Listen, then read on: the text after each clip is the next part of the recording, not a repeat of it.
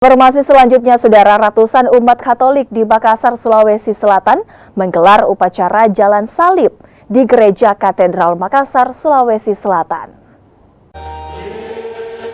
Upacara Jalan Salib di Gereja Katedral Makassar ini berlangsung dengan penuh hikmat.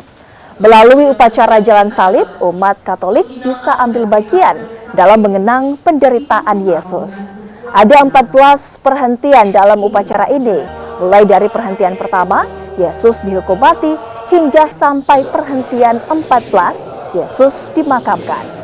Pada ibadah Jumat Agung, umat Kristiani akan menghayati puncak penderitaan dan pengorbanan Yesus Kristus yang merelakan nyawanya demi menghapus dosa manusia.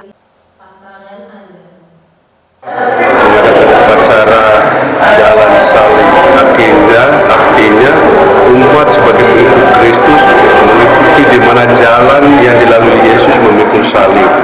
Kami mau mengambil bagian dalam penderitaan Yesus lewat jalan salib melalui 14 perhentian, 14 kasih. Itu maknanya kami sebagai pengikut Kristus mau mengambil bagian dalam penderitaan Yesus lewat jalan di mana Yesus memikul salib. Kami mengambil bagian dalam